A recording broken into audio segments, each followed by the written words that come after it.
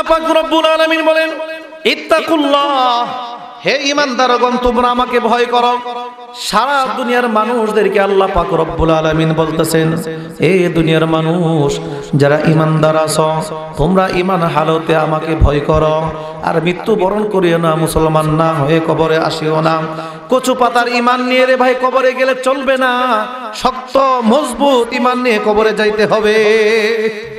আমার ভাইয়েরা, আমার যুবক ভাইয়েরা, আমার বৃদ্ধ বাবাজিরা, পর্দার আড়ালের মা বোনেরা, কচু পাতা পানি যখন থাকে খুব সুন্দর দেখা যায়, বাতাস আসলেই পানি পড়ে যায়, সৌন্দর্য নষ্ট হয়ে যায়। আমরা মুসলমান যদি নরম ঈমান নিয়ে থাকি, যে কোনো সময় বাতিলের শোভা দিয়ে আমাদেরকে বেঈমান করতে পারে, কথা ঠিক কিনা বলে? জাগ্রত থাকতে হবে আমাদের ঘুমন্ত থাকলে হবে না। ঘুমন্ত বিবেক নিয়ে মুসলমান ঈমানদার হওয়া যায় না। আমার ভাইয়েরা, এবার যখন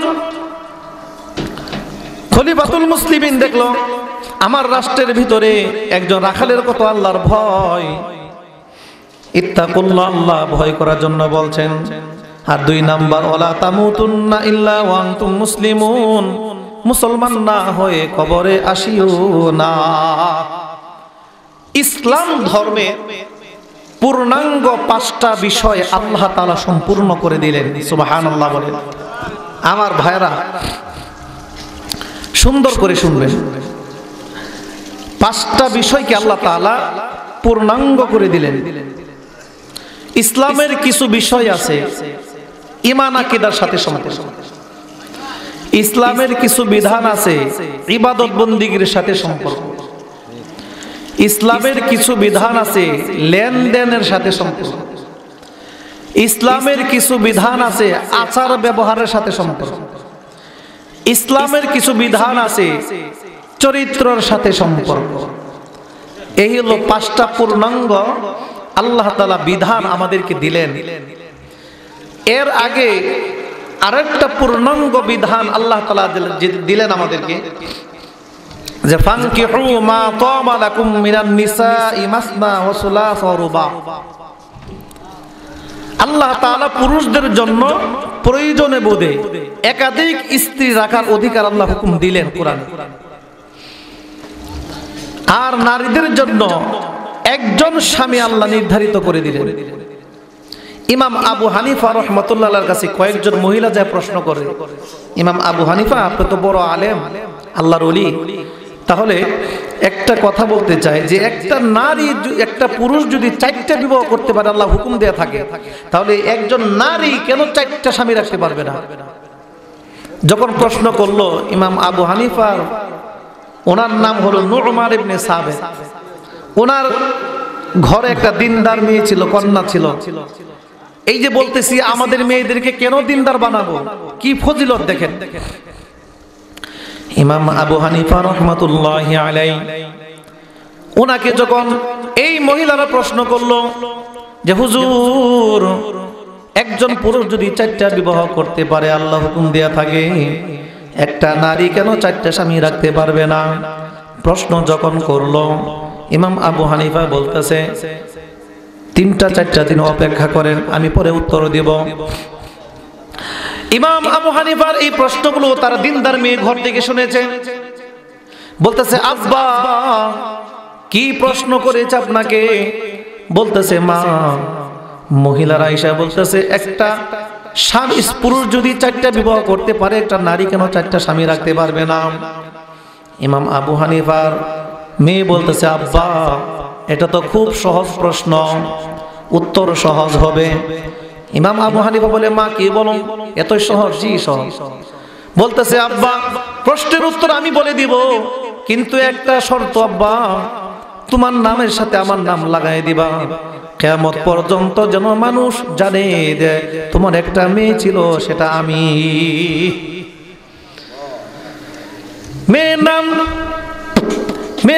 মেয়ের নাম হলো হানিফা।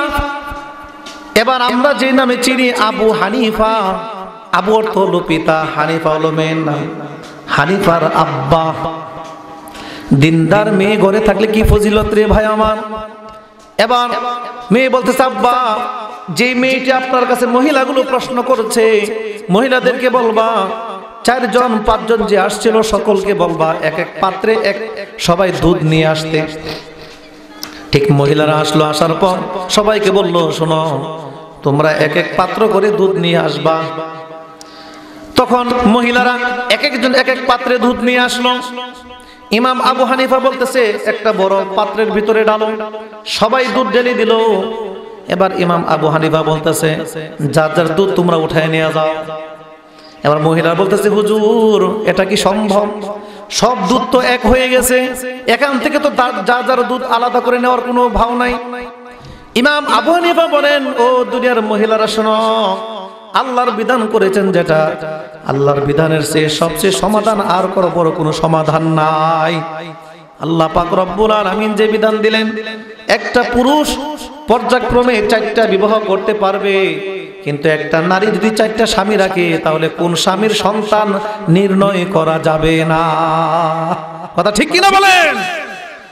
আমাদের দেশে যারা কিনা বলে নারীর অধিকার ইসলাম দেয় নাই, যারা কিনা চিল্লাই রাস্তার ঘাটে নারীদেরকে ইসলাম ঠগাইছে, ও যুবক ভাইয়েরা, কোরিয়াবাসী যুবকরা বলে যাই,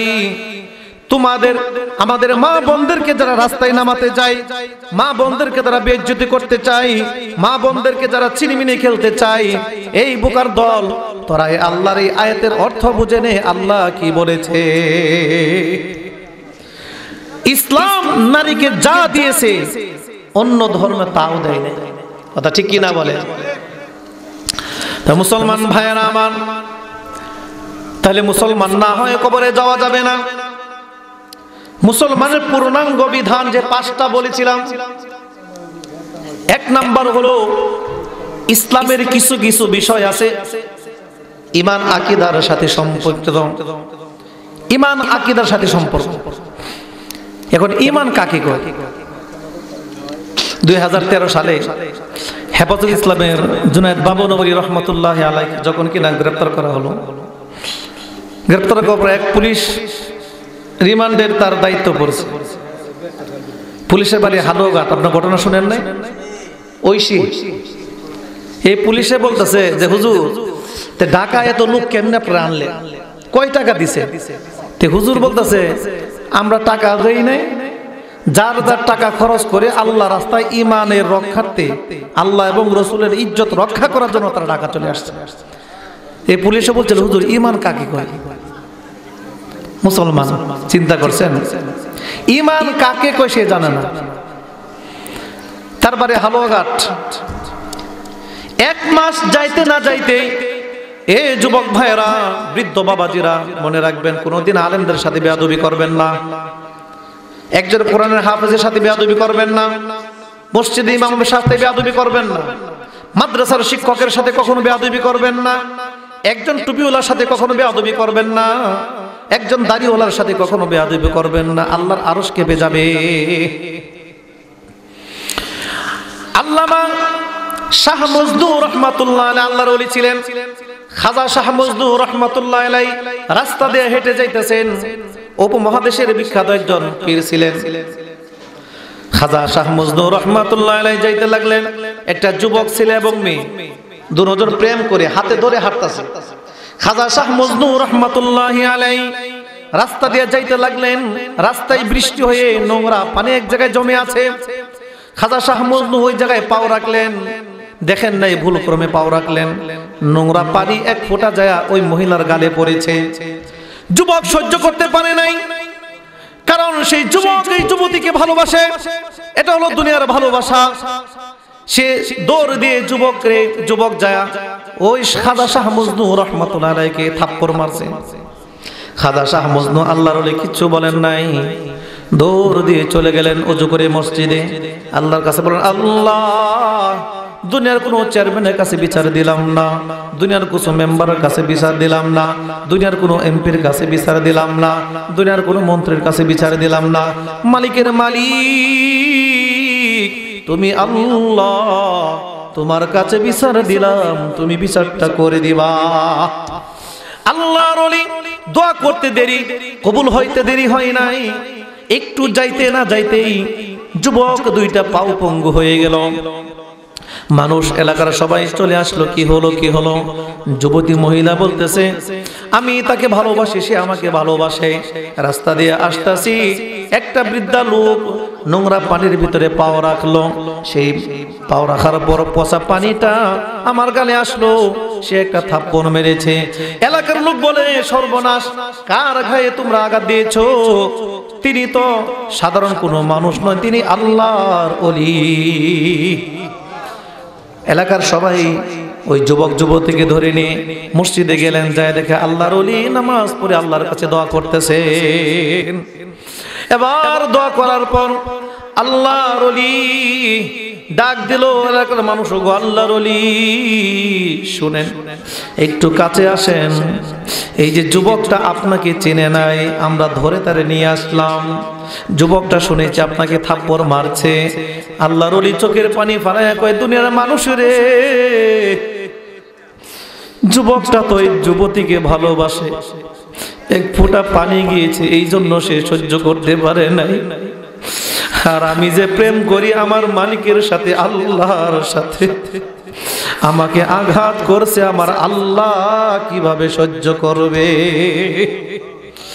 এই যুবক ভাইরা আমার, আমরা আলেম যারা আছি, আমরা দুনিয়ার কোনো ক্ষমতা বিশ্বাসী নই। আমরা সম্পর্ক রেখে আল্লাহর সাথে তাহাজ্জুদ পড়ে কান্না করে আল্লাহর সাথে সম্পর্ক শক্ত করি রে যুবক। এই যুবক ভাইরা, বৃদ্ধ বাবাজিরা, মসজিদের ইমাম, মাদ্রাসার হুজুর, আলেম, হাফেজ, মাওলানা, আমরা আল্লাহর সাথে সম্পর্ক, আল্লাহর শক্তিতে আমরা বিশ্বাসী। কথা ঠিক কিনা বলেন? এবার আল্লাহর ওলি বলতেছে, দুনিয়ার প্রেম ভালোবাসা কেউ যদি কষ্টে সহ্য না করতে পারে, আল্লাহর প্রেমে আমি ভালোবাসি আল্লাহকে, আল্লাহ আমাকে মুহাব্বত করেন, আল্লাহ কিভাবে সহ্য করবেন? এবার সবাই বলল, হুজুর ভুল করছে, মাফ করে দেন। আল্লাহর ওলি দোয়া করলেন, আল্লাহ তোমার বান্দাকে ক্ষমা করে দাও। এবার আল্লাহর ওলি দোয়া কবুল হয়ে গেল এবং ওই লোকটা আগের চেয়ে অনেকটাই সুস্থ হয়ে গেল। সুবহানাল্লাহ। বলতেছিলাম, রিমান্ডে নিয়ে বলতেছে, হুজুর ইমান কাকে কয়? চিন্তা করেন, এই যে আমাদের ছেলে মেয়ে যারা আছে, আমাদের মেয়েকে এবং ছেলেকে দ্বীনি শিক্ষা আগে দিব, রাজি আছেন তো ইনশাআল্লাহ? অন্তত কোরআন যেন সহি করে পড়তে পারে, সেই জন্য আমার মেয়ে এবং ছেলেকে কোরআন সহি শুদ্ধ করে যেন পড়তে পারে, এতটুকু শিক্ষা দিতেই হবে। তারপর আপনার ছেলেকে নার্সার বানান, ডাক্তার বানান, ইঞ্জিনিয়ার বানান, কোনো আপত্তি নাই, বানাইতে পারেন। কিন্তু যখন আপনার ছেলের কলবে কোরআন ঢুকবে, সেই কোরআন ঢোকার পর সে আর বাতিল হতে পারবে না। কথা ঠিক কিনা বলেন? আমার ভাইয়েরা, মুসলমান ভাইয়েরা আমার, আল্লাহ পাক রব্বুল আলামিন বলেন, ওয়ালা তামুতুন্না ইল্লা ওয়া আনতুম মুসলিমুন। আল্লাহ পাক রব্বুল আলামিন বলেন, পরিপূর্ণ মুসলমান না হয়ে কবরে আসিও না। তে পূর্ণাঙ্গ 5টা বিধান। 1 নম্বর হলো ঈমান আকীদা। ঈমান আকীদা হলো বিশ্বাসের বিষয় ভাই। আল্লাহ একজন আছে, দেখি না, কিন্তু বিশ্বাস করতে হবে। কথা ঠিক কিনা বলেন? আল্লাহ একজন আছে, আল্লাহ আমাকে বাঁচান, আল্লাহ আমাকে মারেন, আল্লাহ আমাকে শক্তি দিয়েছেন, আল্লাহ আমাকে রিজিক দিয়েছেন, আল্লাহ আমাকে হায়াত দিয়েছেন, আল্লাহ আমাকে সন্তান দিয়েছেন, আল্লাহ আমাকে ধান দিয়েছেন, আল্লাহ আমাকে বিপদ দিয়েছেন, আপদ দিয়েছেন। সব থেকে উদ্ধার করার মালিক কে? এই যে এই বছর এত বন্যা হয়েছে আপনাদের এখানে, এক মুষ্টি ধানও তো নাই কাটার মতন। কথা ঠিক কিনা বলেন? কি আল্লাহ বাঁচাইবেন না? অবশ্যই বাঁচাবেন। এটা আল্লাহ পরীক্ষা করেন বান্দাকে, যে আমার বান্দা কি হালতে আছে, একটু পরীক্ষা করি। তাহলে 1 নম্বর হলো ঈমান আকীদা। ঈমান অর্থ হলো বিশ্বাস। আল্লাহ একজন আছে, বিশ্বাস করতে হবে। আকীদা সহিহ থাকতে হবে। কেউ যদি ঈমান আকীদা নষ্ট হয়ে যায়, তাহলে তে মুসলমান থাকবে না, সে কাটা হয়ে যাবে। এই হলো ঈমান আকীদার বিষয়ে সম্পর্ক। 2 নাম্বার হলো মুসলমান ভাইয়েরা আমার, ইবাদত বন্দেগীর সাথে সম্পর্ক। কিছু কিছু বিষয়, যেমন নামাজ। নামাজ আমরা শরীর দিয়ে পড়তে হয়। কথা ঠিক কিনা বলেন? হাত লড়াতে হয়, পাও লড়াতে হয়। এটা হলো ইবাদত বন্দেগী। ইবাদত বন্দেগী করবেন, নামাজ পড়বেন, রোজা রাখবেন, আল্লাহর হুকুম মানবেন, আল্লাহ পাক রব্বুল আলামিন জান্নাত দিবেন। সুবহানাল্লাহ। ইন্নাল্লাযীনা আমানু ওয়া আমিলুস সলিহাতি কানাত লাহুম জান্নাতুল ফিরদাউসি নুজুলা খালিদিনা ফিহা লা ইয়াবগুনা আনহা হিওয়ালা। আল্লাহ পাক রব্বুল আলামিন বলেন, নিশ্চয়ই যারা আমলে সলিহা করবে, ঈমান আনার পর আল্লাহর হুকুম মানবে, ইবাদত বন্দেগী করবে, আল্লাহ পাক রব্বুল আলামিন তাকে জান্নাত দিবেন। সুবহানাল্লাহ। শুধু জান্নাত নয়, জান্নাতুল ফিরদাউস আল্লাহ তাআলা তাকে দিবেন। সুবহানাল্লাহ। 3 নাম্বার হলো মুসলমান ভাইয়েরা আমার, ইসলামের কিছু কিছু বিধান আছে লেনদেনের সাথে সম্পর্ক। লেনদেন বুঝেন তো? দেখবেন এলাকায় দোকান নাই, আপনাদের আশেপাশে দোকান নাই, দেখবেন কিছু তারা দোকানদারি করে, তারা বুঝে বিষয়টা। এক লোক বাকি খান, আপনি বাকি খাইলেন 15 দিন 1 মাস, 3000 4000 টাকা হয়েছে। তো দোকানদারে বলছে যে ভাই আমার তো মদিমাল আনি, তো ভাই টাকাটি ক্লিয়ার করলে আবার আপনি বাকি নিয়ে, শুধু আপনার পাওনা টাকাগুলো চাইছে। আর আমরা তখন কি করি, এই কথা বলার কারণে ওই দোকানে আর যাই না। এরকম মানুষ আছে না নাই? অন্য দোকানে যে নগদ টাকা দেখাবো, কিন্তু এই দোকানে আর ফুসিও দেই না, এই দোকানে আর আসি না। এরকম আছে না নাই? আমার ভাইয়েরা ইনশাল্লাহ একটু পরেই মোনাজাত দিয়ে দেব, একটু বসেন, একটু মেহরবানি করে বসেন, মোনাজাত দিয়ে দেবো ইনশাল্লাহ। তো বলতেছিলাম এই লোক আর এই দোকানে যাই না। আবার দীর্ঘদিন পরে হঠাৎ করে দেখো ভাই টাকাটা তো দিলেন না, কবাই দিয়ে মনে। এই যে লোকটা লেনদেনের সম্পর্ক, সে ঈমান আকীদাও ঠিক আছে, ইবাদত বন্দেগীও ঠিক আছে, কিন্তু লেনদেন খারাপ। এই লেনদেন খারাপ থাকার কারণে সে জাহান্নামে যাবে।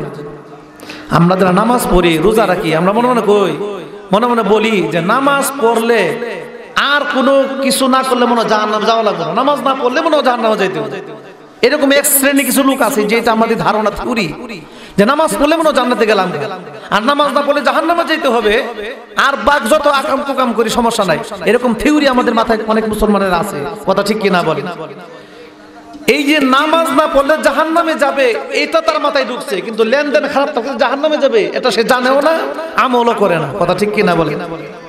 কিয়ামতের মাঠে আল্লাহ পাক রব্বুল আলামিন বলবে, বান্দারে যে তোমার কাছে দুনিয়াতে টাকা পাইতো, আজকে দাঁড়াও, বান্দার টাকা দাও। বান্দা বলবে, আল্লাহ এখন তো আমার কাছে কোনো টাকা নাই। এবার আল্লাহ বলবে, তোমার নামায় যত আমল নামায় নেকা আমল আছে, নেকা আমল সবটুকু ওই বান্দারা আমল নামায় চলে যাবে। এবার সব আমল চলে যাওয়ার পরে বলবে, আল্লাহ আর তো কিছু নাই। বলবে, তোমার এখনো বাকির লেনদেন তো শেষ হয় নাই, ওই বান্দারা যত গুনাহ আছে সব গুনাহ তোমার আমল নামায় চলে আসবে। নাউজুবিল্লাহ। তখন টাকা পাবেন না, দেওয়ার সুযোগ পাবেন না, সব দিয়ে দিতে হবে। তার সে দুনিয়াতে টাকা পরিশোধ করা ভালো না? বলেন ভাইরা আমার, ভালো না? তাহলে ঈমান আকীদাও ঠিক আছে, নামাজ রোজাও ঠিক আছে, কিন্তু লেনদেন খারাপ, জাহান্নামে যাইতে হবে। এবার আসুন 4 নাম্বার হলো আচার ব্যবহার। আচার ব্যবহার হলো আপনি অন্যায়ভাবে কোনো মুসলমানকে কষ্ট দিতে পারবেন না। ন্যায়ভাবে যদি কষ্ট দেন তাহলে জায়েজ আছে। কেমন? আপনি 5 ওয়াক্ত নামাজ পড়েন, মানে একজন দেখে তার কষ্ট লাগে যে হ্যাঁ নামাজ পড়ে গিয়া, সে হাজার কষ্টে বুক ফাইটা যাক, আপনার গুনাহ হবে না। একজন মাদ্রাসায় পড়ে, আপনার মেয়ে, আপনার ছেলে মাদ্রাসায় পড়ে, আর একজন হিংসা করে, হিংসা আরো করুক, সে মাদ্রাসায় পড়তেছে, সে যদি বুকে মনে কষ্ট পাক, হাজারো দুঃখ পাক, কষ্ট পাক, কিন্তু কোনো গুনাহ হবে না। কথা বুঝতে পারছেন? কোনো গুনাহ হবে না। কিন্তু অন্যায়ভাবে কোনো কষ্ট দেওয়া যাবে না। ন্যায়ভাবে যদি ইসলামের পথে থাকিয়া একটা লোক কষ্ট পায়, আপনার জাহান্নামে যেতে হবে। আচার ব্যবহার কেমন হওয়া উচিত আমাদের? আমাদের গ্রামে মানুষ অনেক আছে না, ভালো কথা জিজ্ঞাসা ছেন করে, আসলে এরকম ভাই জিজ্ঞাসা, ভাই কেমন আছেন? ভালো আছি। আচ্ছা কমছেন দেখি। একটা লোক জিজ্ঞাসা করছে, আপনি ভালো করে কথা বলেন। আল্লাহ রাসূল বলেন, কোন মুসলমানের সাথে মুস্কি হাসি দিয়ে কথা বলে, তাহলে সদকার আমল, সদকার নেকি তার আমল নামায় দেওয়া হবে। মুসলমান ভাইয়েরা আমার, মুস্কি হাসি দিয়ে কথা বলবেন। আচার ব্যবহার আমাদের কেমন হওয়া উচিত? আমরা মুসলমান, আল্লাহ রাসূল সাল্লাল্লাহু আলাইহি ওয়াসাল্লাম বলেন, আল মুসলিমু মান সালিমাল মুসলিমুনা মিন লিসানিহি ওয়া ইয়াদিহি। প্রকৃত মুসলমান ওই ব্যক্তি যার হাত এবং জবান থেকে অন্য মুসলমান নিরাপদ থাকে। কেন রাসূল সাল্লাল্লাহু আলাইহি সাল্লাম হাত এবং জবানের কথা হাদিসে উল্লেখ করলেন? মুহাদ্দিসগণ ব্যাখ্যা করেন, কারণ মানুষগুলো যখন কিনা আরেকজনকে কষ্ট দেয় তখন শক্তি থাকলে হাত দিয়ে আগে প্রহার করে, কথা ঠিক কিনা বলেন? তারপর মুখ দিয়ে গালি দেয়, মুখ এবং হাত ব্যবহার বেশি হয়। এজন্য হাদিসে রাসূল হাত এবং মুখের কথাই উল্লেখ করেছেন। আমার ভাইয়েরা, 4 নম্বর হলো আচার ব্যবহার। আল্লামা তকি উসমানী রাহমাতুল্লাহি আলাইহি, ওনার বাবা ছিলেন মুফতি শফি সাহেব। ওনার ফ্যামিলি সবাই একসাথে থাকতেন, একটা টয়লেট ছিল। এত ধনী ওনা, আবার এত গরিব না। আল্লামা শফি রাহমাতুল্লাহি আলাইহি সবাই যখন একসাথে থাকতেন তখন একটা বাথরুম আছে, টয়লেট আছে। টয়লেটের ভিতর নির্ধারিত এক জায়গায় টয়লেট রাখা, নির্ধারিত এক জায়গায় টিস্যু রাখা, নির্ধারিত এক জায়গায় সাবান রাখা, নির্ধারিত এক জায়গায় বদনা রাখা। আল্লামা শফি রাহমাতুল্লাহি আলাইহি টয়লেটে গেলেন, যে টয়লেট করার পরে দেখে হাত মুছবে, টয়লেটটা ওখানে নাই। এবার ফ্যামিলি সবাই সকলকে ডাক দিলেন, সবাই এদিকে আসো। আয়েশা বলতেছে, শুনো, আমরা সবাই একসাথে থাকি, আমাদের বাড়িতে একটা টয়লেট আছে, সবাই তোমরা জানো? জি জানি। তাহলে টয়লেটের ভিতরে একটা টয়লা ছিল, হাত মোছার জন্য নেকড়া ছিল, নেকড়াটা কোথায় পাইতেছি না। একজন সদস্য বলতেছে, আমি সরাইছি। শফি সাহেব বলতেছেন, এই যে সরাইলা, আমি খোঁজাখুঁজি করেছি, হয়রানি হয়েছে, আমি কষ্ট পেয়েছি, আমি যদি মাফ না করি আল্লাহ তোমাকে মাফ করবে না। এই জন্য অন্যায় ভাবে কাউকে কষ্ট দেওয়া যাবে না। অনেক ভাইয়েরা আছে মসজিদে আসছে চামড়া জুতা নিয়ে, আর একজন স্যান্ডেল নিয়ে গেছে উজু করার জন্য। সেই লোকে মসজিদে ঢুকছে, নামাজ শেষ হয়ে গেছে, তাড়াতাড়ি বাড়িতে যাবে, একটা কাজ আছে। এই মুহূর্তে তার জুতা পাইতেছে না। এই যে 1 মিনিট 1.5 মিনিট জুতা পাইল না, সে কষ্ট পাইল না ভাই? সে জিজ্ঞেস আপনাকে, ভাই জুতাটি নিলেন, বইলা তো নিলেন না। তখন আমরা কি বলি, তোমার জুতা কি চুরি করছি? হ্যাঁ, তোমার জুতা কি নিয়ে গেছি? দেখে চুরিও করবো, আবার সেনায় করি। অথচ বলার দরকার ছিল, ভাই সরি ভাই, তোমার জুতা না বইলে নিচ্ছি, সরি ভুল হয়ে গেছে। উল্টা আমরা কি করি, এই মে তোমার জুতা চুরি করছে, আমি না নিয়ে গেছি বাড়িতে। এই যে কথাটা, এটা বলাও ঠিক নয়। এটা বলাও কি ঠিক নয়? কোন মুসলমান এই কথাটা বলা যাবে না। তো মুসলমান ভাইয়েরা আমার, কোন মুসলমানকে অন্যায় ভাবে কষ্ট দেওয়া যাবে না। আচার ব্যবহার আমাদের ভালো হতে হবে। আমরা যারা গ্রামে আছি দেখবেন 2 আঙ্গুল জায়গা নিয়ে, 4 আঙ্গুল জায়গা নিয়ে ভাইয়ের সাথে ভাই আপন ভাই, বছরের পর বছর চলে যায়, কথা বলি না। কেমন মুসলমান আমরা দেখেন। অথচ 3.5 হাত মাটির নিচে চলে যাব, বাড়ি পড়ে থাকবে, গাড়ি পড়ে থাকবে, কথা ঠিক কিনা বলে? সব পড়ে থাকবে, কবরে যাব ওই জায়গাটুকুই হবে। আর ভাইয়ের সাথে ভাই 4 আঙ্গুল জায়গা নিয়ে, আধা জায়গা নিয়ে ঝগড়া, মামলা, হামলা, কোনদিন কথা বলে না ভাইয়ের সাথে। এরকম লোক আছে না নাই? আছে না নাই? কাজেই ভাইয়েরা, দুনিয়াটা কয়দিন, সব পড়ে থাকবে, কিছু নিয়ে যেতে পারবেন না। আমার ভাইয়েরা, দুনিয়া থেকে যখন চলে যাব কেউ কিছু নিয়ে যাইতে পারবো না। যুলকারনাইন দুনিয়ার বাদশা ছিলেন। যুলকারনাইন বলেন, ও দুনিয়ার মানুষ শোনো, আমি যখন দুনিয়া থেকে চলে যাব, আমার 2টা হাত কাপড়ের কাপড় বাহিরে এরকম ভাবে বাহির করে রাখো, মানুষ যেন বুঝে আমি যুলকারনাইন সারা দুনিয়ার বাদশা হয়ে খালি হাত নিয়ে কবরে যাইতেছি, কিছুই নিয়ে যাইতে পারি নাই। যুলকারনাইন এই কথা ওসিয়ত করে গেলেন। এবার ওসিয়ত করার পর যখন যুলকারনাইন মারা গেলেন, এবার ইমানদার যারা ছিল তারা তাই করলো, কাপড়ের কাপড় পরানোর পর 2টা হাত এরকম ভাবে বাহির করে রাখল। ইমানদার যারা আছে তারা তো বুঝেছে বিষয়টা, বেঈমানরা মন্তব্য শুরু করে দিল, যুলকারনাইন এত বড় বাদশা, এত বড় দুনিয়াগিরি বাদশাগিরি করেছে, সারা জীবন বাদশাহী করেছে, পেট ভরে নাই, দুই হাত দিয়া আরো চাইতেছে। ইমানদার ডাক দিয়া কয়, ও দুনিয়ার মানুষ শোনো, না না না, জুলকারনাইন দুনিয়ার মানুষকে বোঝাইতে চাইলে এত বড় আমি বাদশা দুনিয়া থেকে চলে যাইতেছি খালি হাতে। দেখো আমার ভাইয়েরা, যুবক ভাইয়েরা, আমার বৃদ্ধ বাবাজিরা, অন্ধকার কবরে যখন চলে যাব রে ভাই আমার, আজরাইল যখন আসবে, আপনার আমার যখন জান কবজ করতে আসবে, আপনি আমি চিৎকার করতে থাকবো, কেউ আমার ডাকে সাড়া দিবে না। ভাই কাঁদবে, বোন কাঁদিবে, স্ত্রী কাঁদবে, পাশে শুয়ে থাকবে। আপনি আমি কতবার জোরে জোরে ডাক দিব, আজরাইলের অ্যাকশন যখন শুরু হয়ে যাবে রে ভাই, পাও থেকে শুরু হয়ে যায়, অ্যাকশন শুরু হয়ে যায়, আস্তে আস্তে তিল তিল করতে করতে যখন কিনা উপর দিকে আসে, পেটটা কাঁপে, বুকটা কাঁপে, ঠোঁটটা কাঁপে, কাঁপতে কাঁপতে আমার আপনার জান কবজ হয়ে যায়। আমার পাশে স্ত্রী থাকবে, সন্তান থাকবে,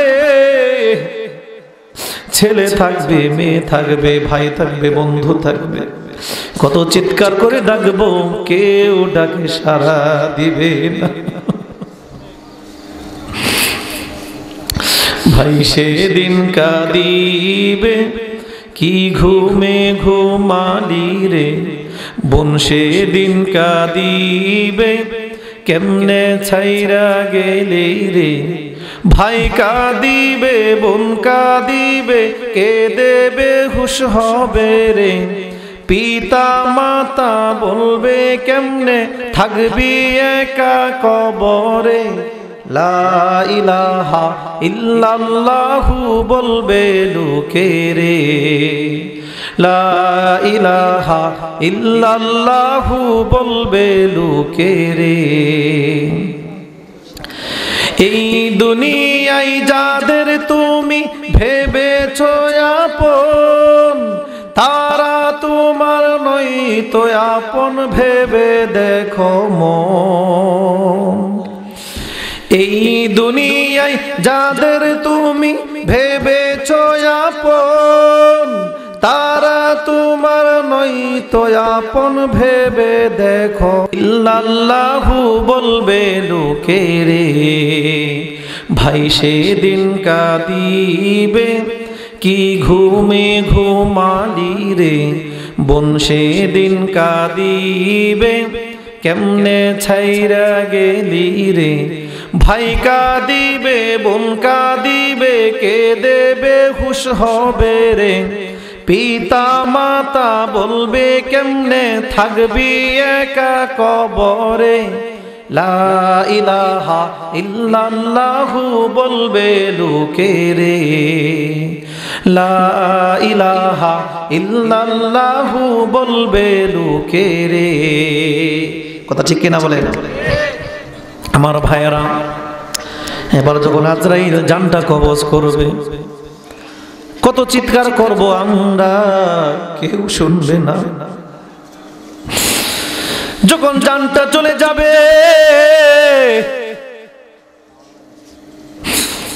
আপনার পার্শ্ববর্তী যারা থাকবে তারা চলে আসবে, হাতের মধ্যে ধরে দেখবে রক্ত চলাচল বন্ধ হয়ে গেছে।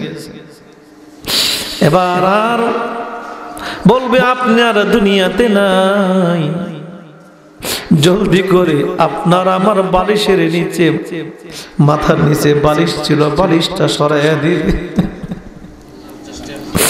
ঘর থেকে বাহির করে আমার আপনার লাশটা উঠানে নিয়ে আসবে। মসজিদের মাইকে এলাম দেওয়া হবে, অমুক আর দুনিয়াতে নাই। ভাই আসবে, বন্ধু আসবে, দূর দূরান্ত থেকে আত্মীয় স্বজন আসবে, শেষবারের দেখার মতন, আপনাকে আমাকে দেখার মতন চলে আসবে। এবার এক দল চলে যাবে জঙ্গল থেকে বাঁশ কাটার জন্য, আর এক দল চলে যাবে দোকানে কাপড়ের কাপড় আনার জন্য, আর এক দল চলে যাবে কবর খনন করার জন্য, আর এক দল চলে যাবে মসজিদ থেকে খাটিয়া আনার জন্য। আপনাকে আমাকে শেষ বিদায়ের জন্য সবাই প্রস্তুত। আবার একদল চলে যাবে গরম পানি, বড়ই পাতা দিয়ে গরম পানি করার জন্য। দুনিয়াতে কোথাও যদি একা একা যায়, ভয় পাই রাত্রের বেলায়, সাথে লোক নিয়ে যায়, লাইট নিয়ে যায় যেন ভয় না পাই।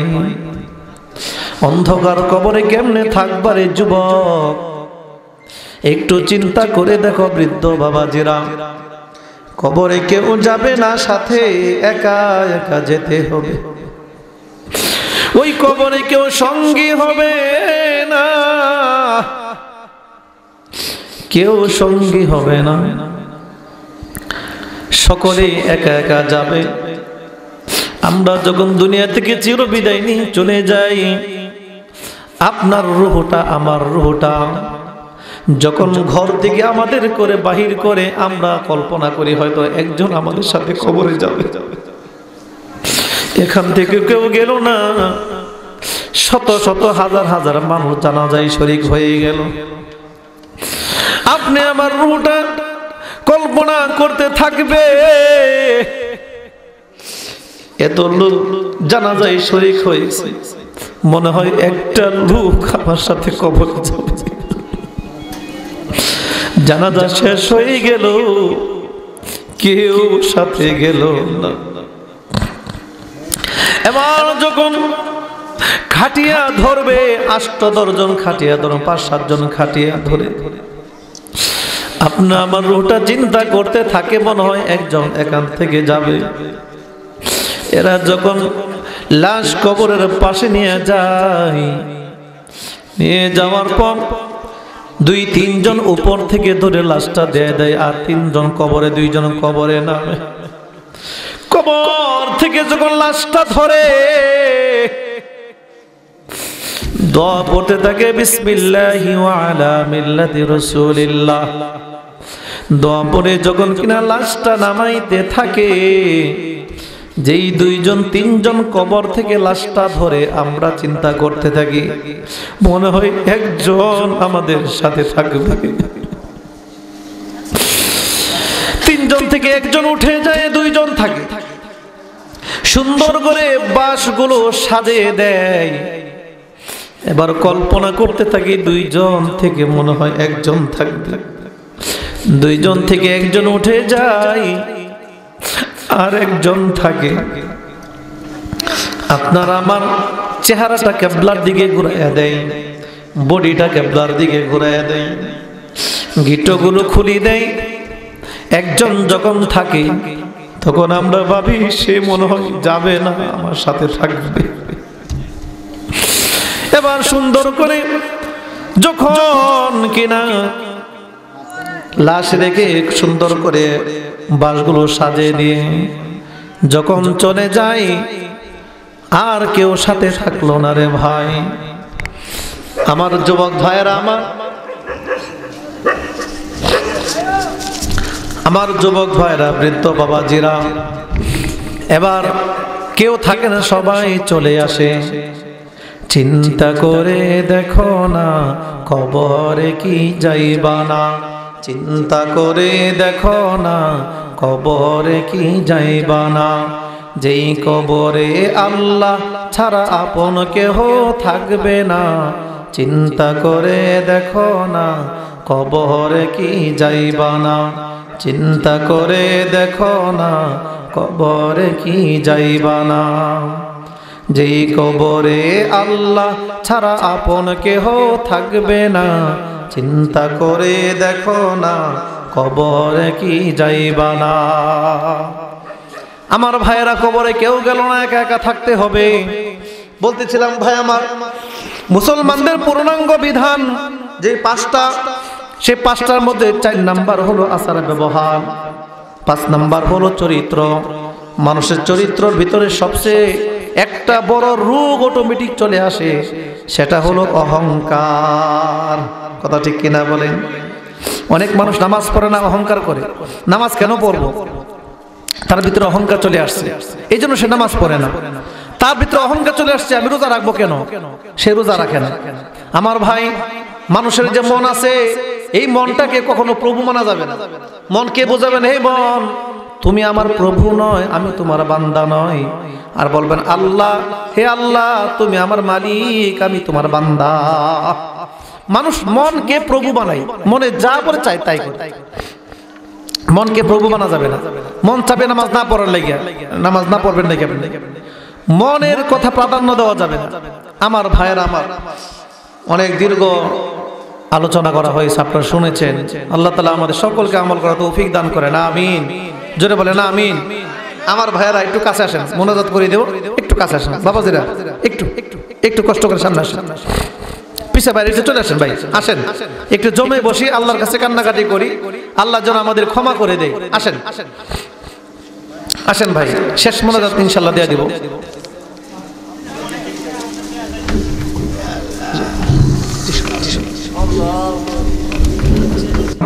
إنك حميد مجيد الحمد لله رب العالمين والعاقبة للمتقين والصلاة والسلام على سيد الأنبياء والمرسلين ربنا ظلمنا أنفسنا وإن لم تغفر لنا وترحمنا لنكونن من الخاسرين يا الله পরওয়ারদিগার মাওলাই কারীম, আমরা কতিপয় গুনাহগার বান্দা,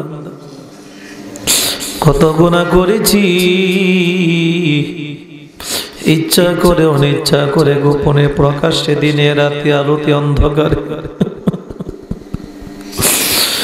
দুনিয়ার কোনো মানুষ দেখে নাই, কিন্তু তোমার কুদরতের চক্ষু ফাঁকি দিতে পারি নাই গো আল্লাহ। আল্লাহ, দুনিয়ার কোন মানুষ যদি দোষ জানে, অপরাধ জানে, একজন আর একজনের কাছে বলে দেয়। মানুষ ঘৃণা করে কথা বলে না। হাজারো দোষ অপরাধ তুমি গোপন রাখছো গো আল্লাহ।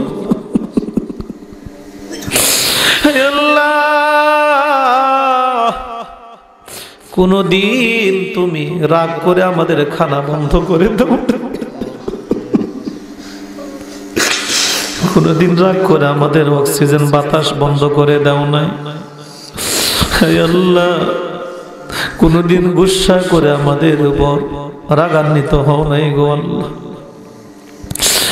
আল্লাহ, দোকান হাত বাড়াইয়া দিলাম তোমার দরবারে, দয়া করে মায়া করে আমাদের সকলকে মাফ করে দাও। তওবা করতেছে, আমাদের তওবা খানা তুমি কবুল করে নাও। তওবা করে আবার তওবা ভাঙ্গিলাম,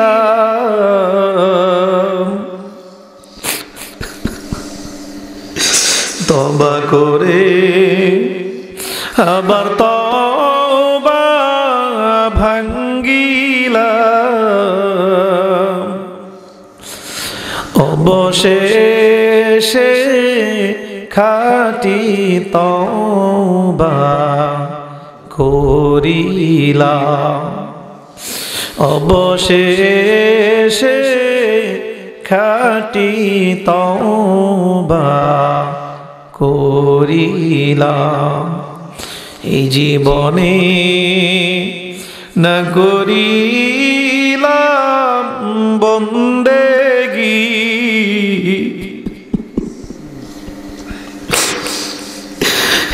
জীবনে না করিলাম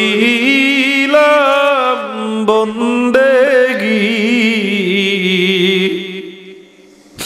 গুনাহ করে কাটাইলাম জিন্দেগি,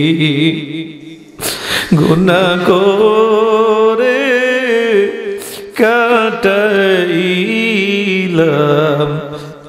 জিন্দেগি। সকলেরই দরজা হইতে আল্লাহ ফিরিয়া তোমারি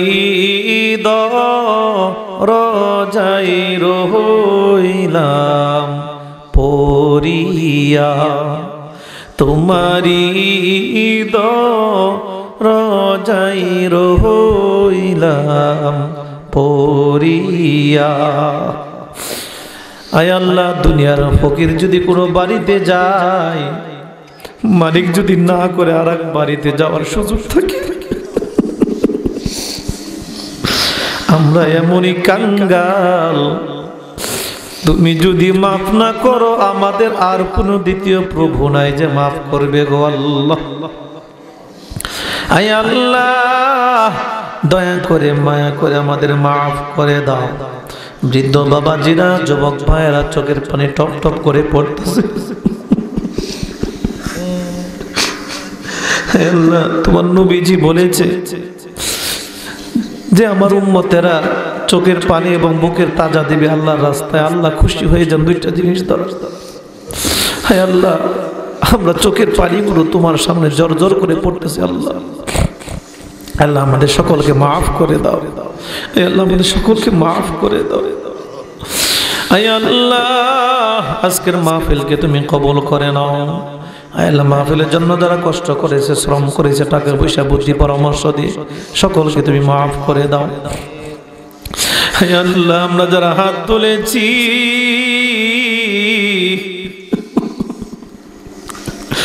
জানি না কার দুঃখিনী মা নাই।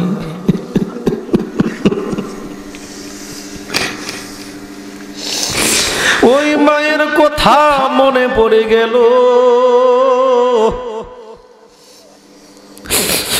দুনিয়াতে কত মানুষ দেখি, মায়ের মতন মানুষ আর দেখি না।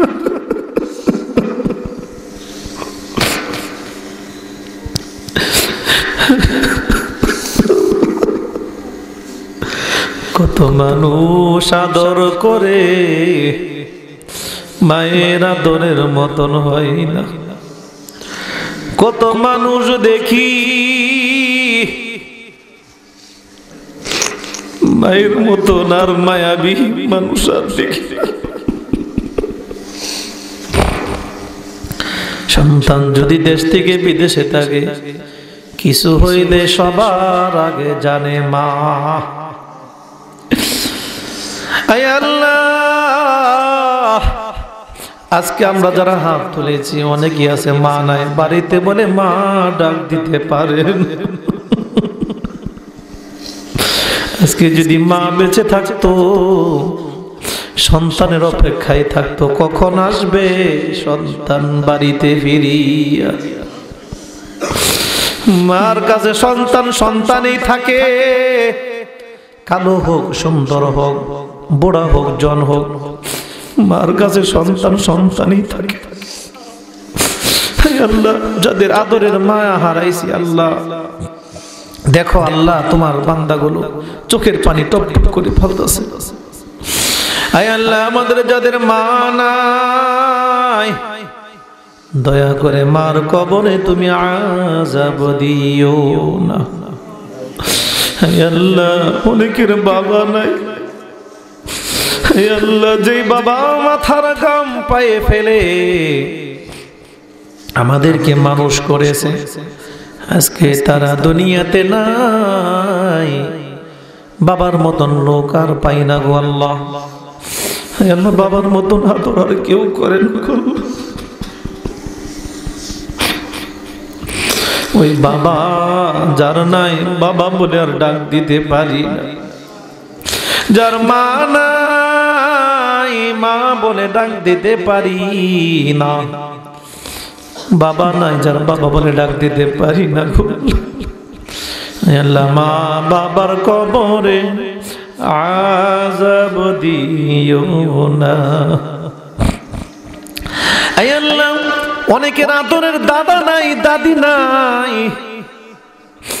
ওই দাদা দাদি কত আদর করত, পাশের বাড়ি থেকে পিঠা বানাইলে পিঠা হাতে করে নিয়ে নাতিন নাতিনের মুখে দিত।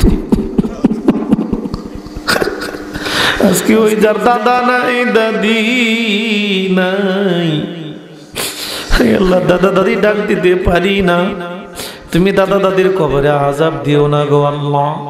অনেকের নানা নাই নানি নাই, শীতের সময় নানা নানি পিঠা বানায় রাখতো, নাতি নাতি কবে আসবে ওই অপেক্ষায় থাকতো, পিঠা খাইতো না, নানা নানি অপেক্ষা করতো, আর কি অপেক্ষা করবে না। যার নানা নাই নানি নাই আয় আল্লাহ নানা নানির কবরে আযাব দিও না মাওলা গো। আমাদের সকলকে মাফ করে দাও, আজকের মাহফিলকে তুমি কবুল করে নাও আয় আল্লাহ। মসজিদকে তুমি কবুল করে নাও, মাদ্রাসাকে তুমি কবুল করে নাও।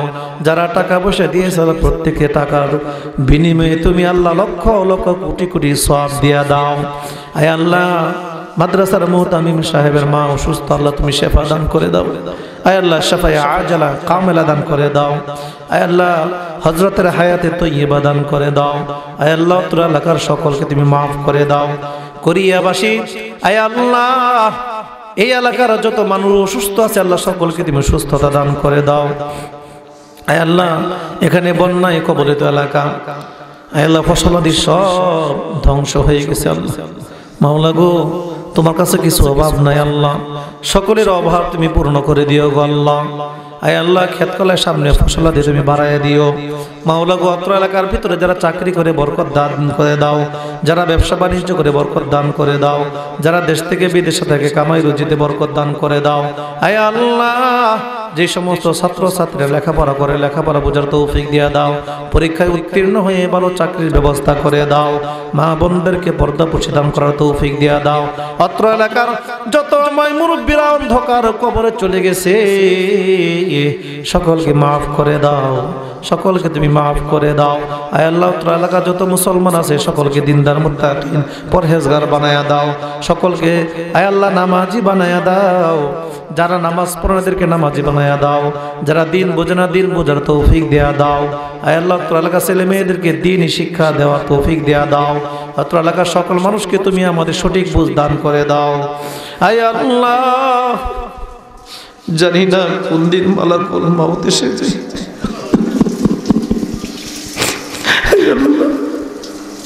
কঠিন বিপদের সময় কেউ থাকবে না পাশে। ভাই বন্ধুরা সবাই মিলে কবরে নিয়ে রেখে আসবে, জঙ্গলে বাসতলায় কবরস্থানে রেখে আসবে, কেউ যাবে না সাথে। ভাই বন্ধুরা সবাই মিলে পাইরা দিবে মাটি, ভাই বন্ধুরা সবাই মিলে পাইরা দিবে মাটি, কপাট লাগিয়া দিবে জিন্দিগির লাগি, কপাট লাগিয়া দিবে জিন্দিগির লাগি। জ্বালাইও না জ্বালাইও না আল্লাহ দুজখের আগুনে, জ্বালাইও না জ্বালাইও না আল্লাহ দুজখের আগুনে। এমন কঠিন আগুন আল্লাহ সইব কেমনে, এমন কঠিন আগুন আল্লাহ সইব কেমনে। আয় আল্লাহ আমাদের সকলকে মাফ করে দাও, মা বাবা যাদের কবরে আছে আল্লাহ তুমি মাফ করে দাও, যারা বেঁচে আছে হায়াতে তয়্যিবা দান করে দাও رب ارحمهما كما ربياني صغيرا وقل رب ارحمهما كما ربياني صغيرا سبحان ربك رب العزة عما يصفون وسلام على المرسلين آمين آمين برحمتك يا أرحم الراحمين.